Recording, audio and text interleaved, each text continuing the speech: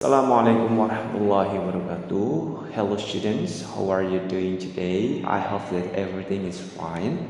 Well, on today's lesson, in Business English, you will learn about usable vocabulary used when the company are hiring the employees. So it is necessary for you some terms or vocabulary related to the require or recruitment. Well, on today's lesson, the points we will learn, the first one is about recruitment itself, recruiters, candidates, types of position, and there will be a common jargon or lingo. And the next is about sourcing candidates, and there will be vocabulary about termination, and the last one will be additional vocabulary. So let's move. Can you predict what vocabulary we use to describe the process of finding people for a particular job? That's right. You can call it as recruitment, or in United States, you can say hiring. So it is actually the process of finding the people to be an employee for filling out a particular job. Well, everyone, here are some synonyms or persamaan kata untuk employees atau pekerja. The first one, you can say staff, or maybe you can say workforce, workers, personnel, laborer, usually for physical work, and there is a labor force. Well, everyone, what are some words used for people who are applying for a job? Can you predict?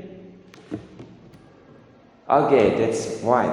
Actually, there are some terms or vocabulary you can say to people who are applying for a job. Jadi untuk para pekerja kita bisa menggunakan, para pencari pekerjaan kita bisa menggunakan kata applicants, candidates, job candidates, interviewees, job seeker, job hunter, contender. It means that if they have a good chance, and the last, prospects.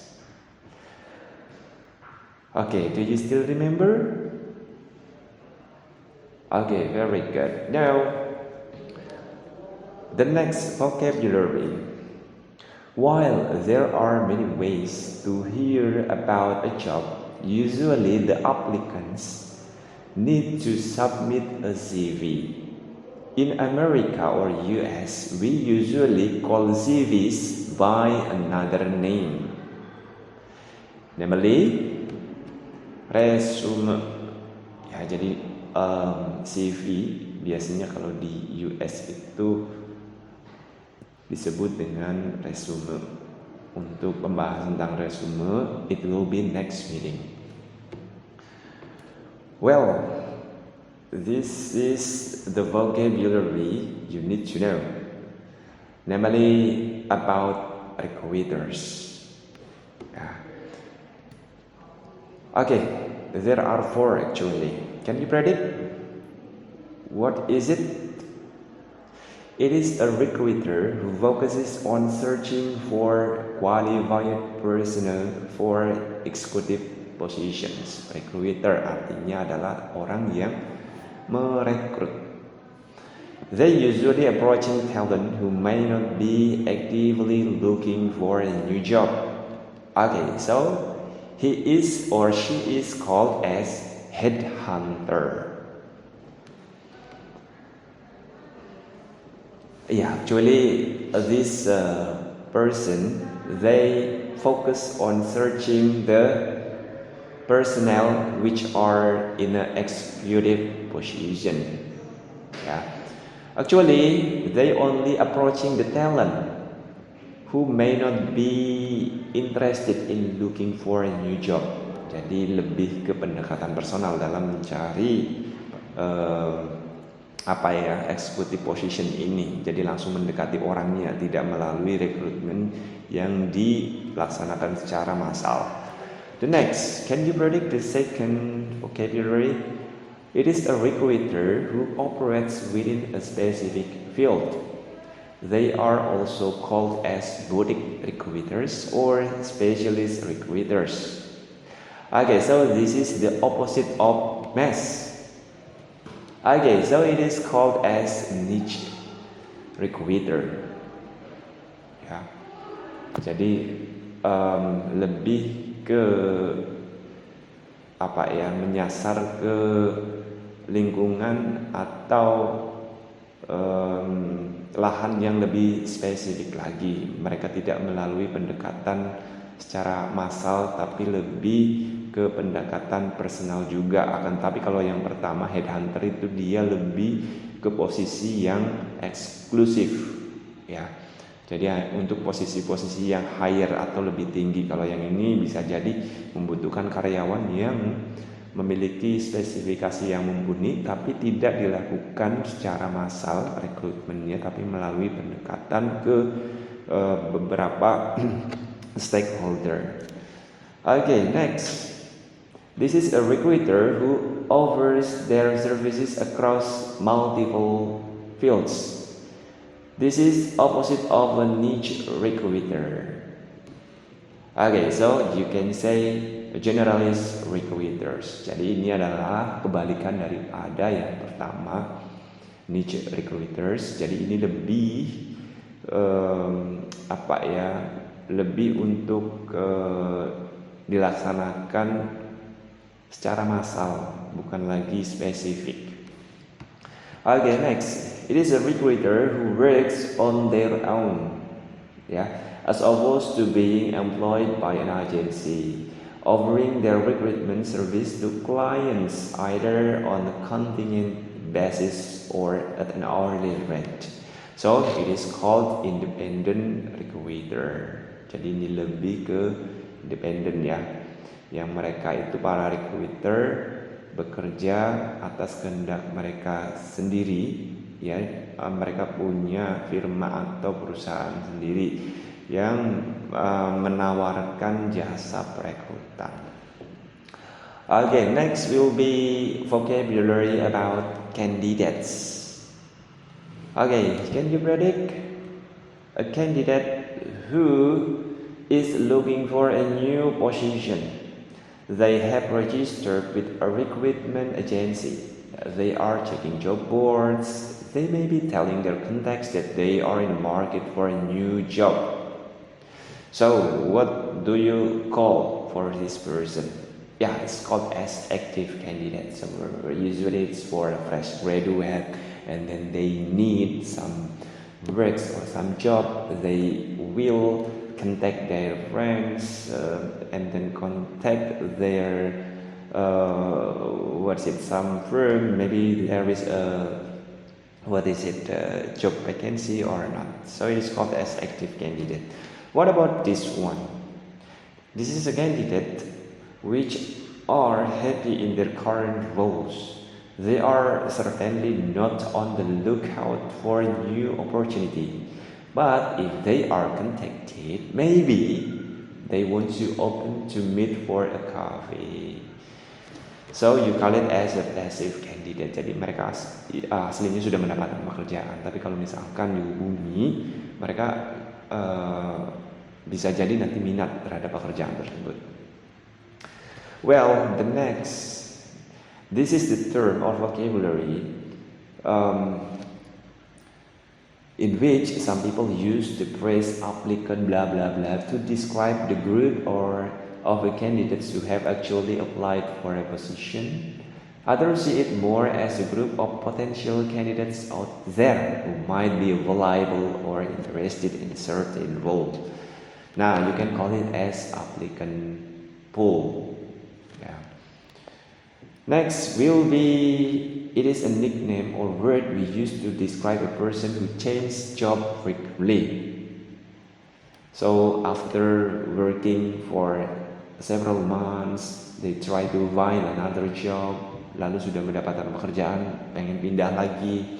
Now you can call it as a job hopper. Orang yang pekerjaannya berpindah-pindah. Next, refer to a candidate's skills that are able to be utilized in a variety of industries or across a number of different type of jobs. Yeah, for example, like sales experience or PowerPoint or Excel expert. So this person are transferable to any department in the companies or in institutes. Jadi mereka itu lebih fleksibel karena memiliki kemampuan yang berada di hampir semua bidang, like self management, critical thinking, information handling, numeracy, career management, teamwork, communicating. So it's called as the transferable skills. Well, there are some positions in the company. Okay, can you predict? This is the person which is usually unpaid, because basically they are seeking to gain relevant works experience. Jadi mereka umumnya hanya mencari pengalaman saja sih, dan mereka nggak dibayar. So you can call it as the internship. Okay, what about this one? Yeah, this position actually it is not. It doesn't need to have experience. You don't need to have experience when entering or working to this position. Jadi nggak butuh nih ya pengalaman ketika Anda mau bekerja di sini. Nah, itu disebut dengan entry level. Jadi memang pekerjaannya tidak begitu banyak membutuhkan pengalaman. Biasanya yang direkrut juga bisa jadi mereka yang fresh graduate atau lulusan yang baru. And the next position is like CEO, CIO, CTO.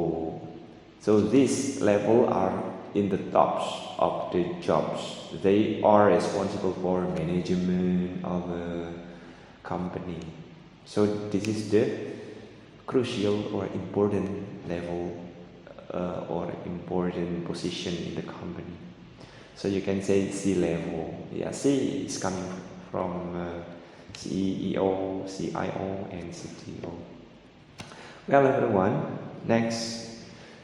This is an opportunity to move into another position within the organization with the same level of responsibility or pay, but typically in a different department. Jadi yang ini cuma dipindah saja posisinya di departemen yang satu ke departemen yang lain, tapi bayarnya sama, job desk-nya juga sama. Nah, you can call it as lateral job transfer.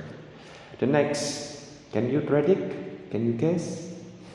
Yeah, so this is a position in which situation where the employee is expected to leave the employer within a certain period of time. Yeah, so pekerjaan ini hanya sementara, jadi bisa jadi kayak pekerjaan kontrak. Itu pun kalau dibutuhkan saja, bisa jadi kurang dari 1 tahun, kadang cuma beberapa periode waktu saja. For example, when the hospital needs to cover for maternity leave, or maybe there is a holiday, illness, or any other additional works. Jadi intinya kayak pekerja kontrak, kayak sambilan saja.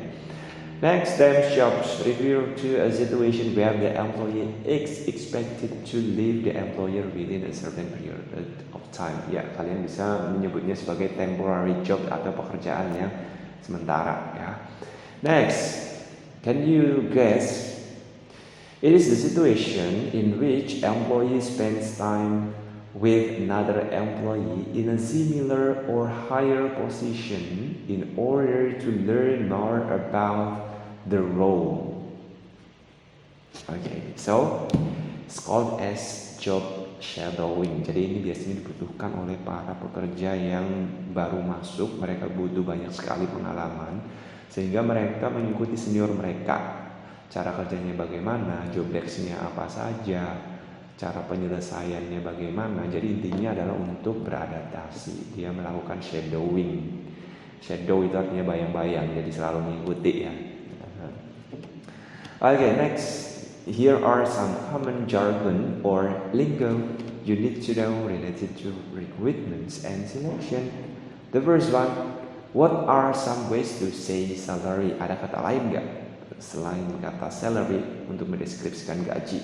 Ya, there are 1, 2, 3, 4, 5, 6, 7. Kurang lebih ada 6. You can say salary, gaji, dengan kata pay, wage, income, earnings, compensation, remuneration, and fee. I hope you repeat what I say, to train your pronunciation, to practice your pronunciation. Pay, wage, income, earnings, compensation, remuneration, and fee.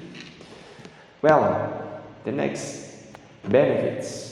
Benefits atau keuntungan are the non-cash incentive that are provided along with the salary.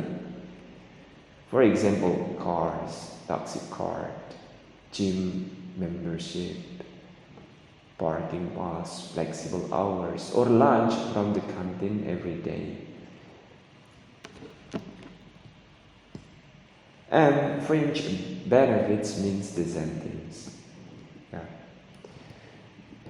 Benefits, also fringe benefits are called as perks. Jadi intinya artinya itu sama saja. The next, OTE. Can you guess this abbreviation? Or this abbreviation stands for? It stands for on target earnings. So OTE means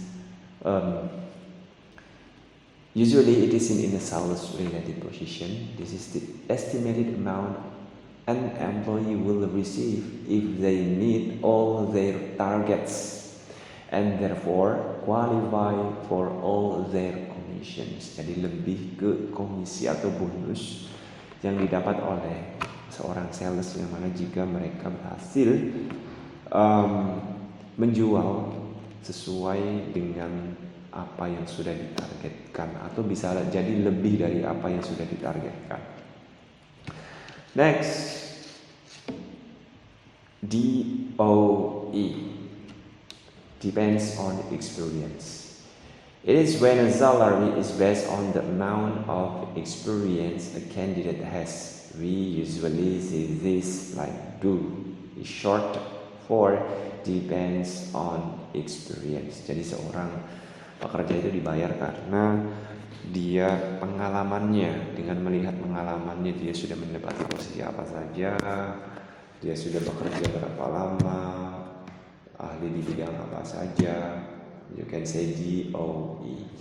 The next, rather than paying overtime, a company may offer an arrangement where an employee doesn't have to come into work for a duration of the hours they have worked overtime.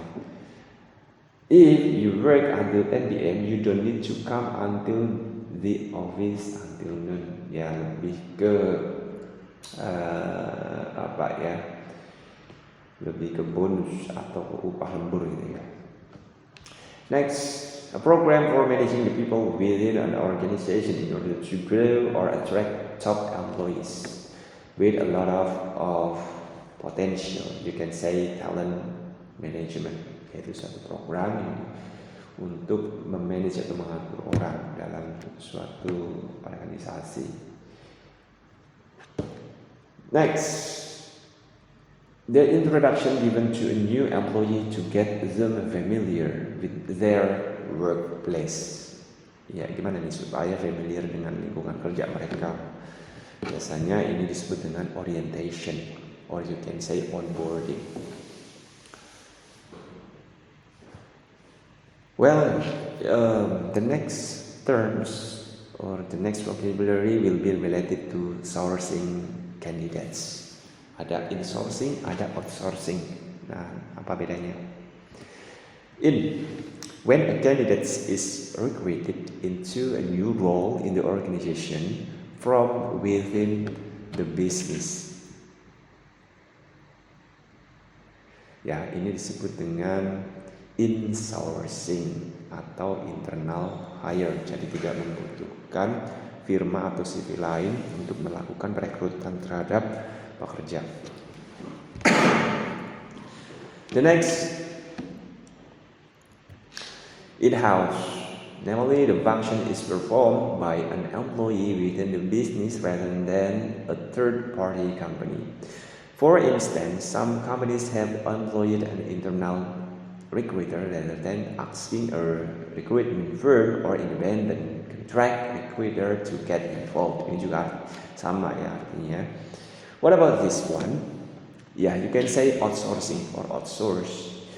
Namely, the company they have contracts with another party, third party or organization to perform recruitment to get the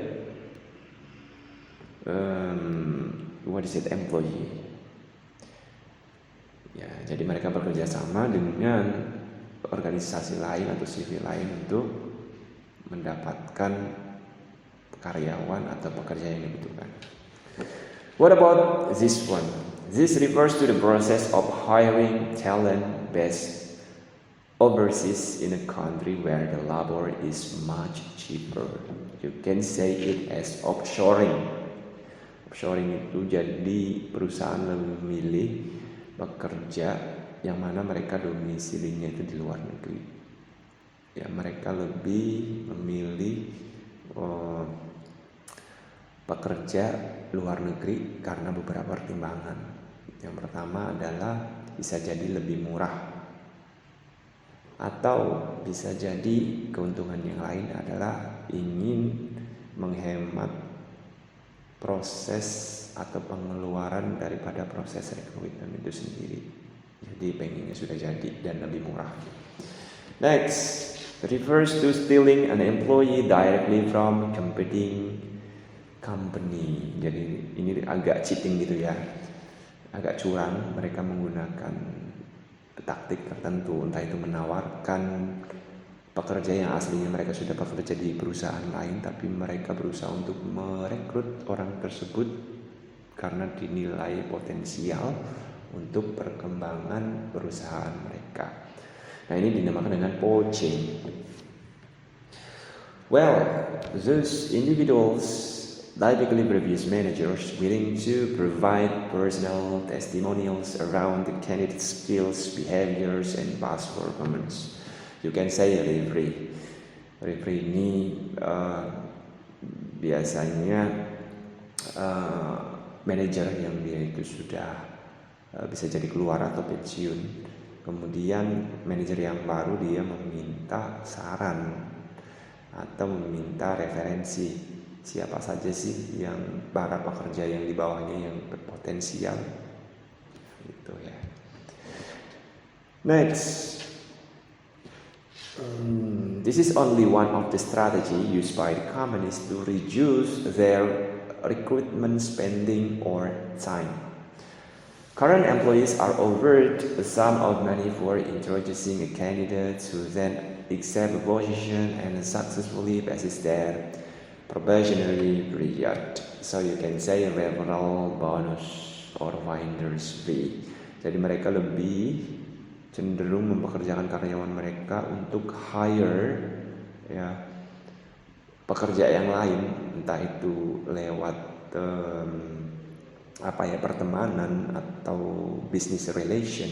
Jadi intinya mereka nanti akan mendapatkan bonus kalau bisa menyelesaikan pekerjaan ini atau menemukan si karyawan yang dibutuhkan oleh perusahaan. Next, this is the review questions. Now, Have you ever experienced it in company restructuring? Well, I'm sure because you haven't graduated from this university, you haven't, yeah. Now, the next vocabulary or determination. Yeah. So, what is terminating? Terminating employees is an unfortunate but necessary responsibility to bear. There are a few different ways to refer to being terminated. Can you name a few? Ya, terminate. Itu ada dua istilah, yang mana yang menggunakan formal or polite, dan yang kedua adalah yang informal atau biasanya menggunakan bahasa-bahasa slang, bahasa gaul ya. Jadi istilah pemecatan atau termination itu bisa dengan kata, you can repeat my words, downsize, laid off, redundant, relieved, dismissed, let go. Nah, itu dia tadi formal terms, itu yang resmi ya, atau yang agak sopan dikit yaitu untuk mengatakan pemecatan atau pemberhentian. Sementara untuk bahasa yang gaul atau bahasa yang kurang resmi, kalian bisa menggunakan to be or get fired. To be fired boleh, or get fired. The pink slip, sacked, get the boot, or get sacked, get the axe, get caned. Itu semua untuk sama aja artinya, itu memecat atau pemecatan. Okay, now still, it is a condition when a company permanently reduces its workforce, usually resulting in many layoffs and redundancies. Yang mana nih? Company atau perusahaan ini berusaha melakukan pengurangan karyawan secara permanen. Ya, ini disebut dengan downsizing atau pemecatan atau PHK itu ya. Next, it is when a person is let go not because of the government's issue, but because their position is no longer required within the business. This is typically accompanied by a compensation package. Nah, ini disebut dengan redundancy. Ini sebenarnya pengurangan sama ya pemecatan, akan tetapi memang karena dia tidak dibutuhkan lagi posisinya di situ, bukan karena dia memiliki kinerja yang buruk atau dia melakukan kesalahan tertentu, tidak dilakukan surat peringatan tapi tetap melakukan seperti itu, bukan karena itu, tapi ini lebih karena memang perusahaan tidak lagi membutuhkan posisi itu. Next, out, blah blah blah. Namely, a post-termination service typically offered by larger organizations designed to help those who may have been made redundant locate a new job based on their skills. Jadi karena tadi sudah diberhentikan, dipecat, nah perusahaan berusaha melakukan penyaluran tenaga kerja ke perusahaan yang membutuhkan. Sometimes an employee may decide to end their contract early or be pushed out by their company. Jadi intinya tidak dipecat secara publik, but privately pressured to end their contract. To do this, they must resign. Ya, ini memang yang kurang membahagiakan ya. Mereka kadang dipres, terus kadang juga dipush pekerjaan mereka, jadi karyawannya kadang tidak betah sehingga mereka biasanya akan melakukan resign, atau biasanya karena gajinya tidak sesuai atau mungkin ada beberapa yang dikurangi. They should submit a formal resignation letter. Nama suratnya untuk surat pensiun berhenti bekerja namanya adalah resignation letter. In most contracts, there is a condition regarding resignation and termination. In both cases, the acting party should give blah blah blah. Usually it's 2 weeks, but it can be up to months. Iya, biasanya nanti ada surat peringatan ya.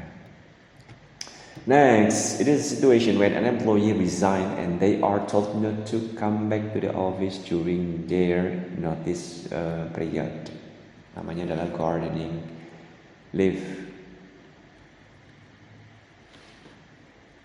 Jadi nggak perlu ke kantor selama masa apa itu ya teguran ya. Mereka diminta cuti. Next, the amount of money given to employee when they are terminated from a position. Jadi mereka ketika diberhentikan, mereka biasanya dikasih yang namanya severance pay atau uang pesangon. Next, a formal interview conducted after an employee resigned, but before they actually leave the organization to find out the reason for leaving and to get information the company can use to improve. So you can say as exit interview. Yeah. And the next is non-compete. So it refers to a clause or condition in many employment contract where the employee agrees not to work for a competing business for a specific period of time. This is often referred to as a restraint clause. Okay, well everyone, we move to additional vocabulary. Many companies offer competitive salaries and incentive to bla bla bla talented employees. Kira-kira apa nih diisi dengan apa? Namanya adalah retain yang mempertahankan. Jadi banyak perusahaan yang mereka itu berhemat sekali atau gajinya itu memberikan gaji ke karyawan itu sangat kompetitif, sangat sedikit, sehingga mereka itu harapannya bisa merekrut talent yang lain, ya, untuk bisa bekerja di perusahaan mereka. It is a condition when a group of people refuse to work or quit their job until certain demands are met. Jadi mereka biasanya mogok atau kalian bisa menyebutnya go on strike. Ketika sekelompok orang ini mereka menolak untuk bekerja atau berhenti ya sampai tuntutan mereka itu terpenuhi. The next is condition when a customer doesn't like something about a business and no longer wants to support it. They are boycotting the business.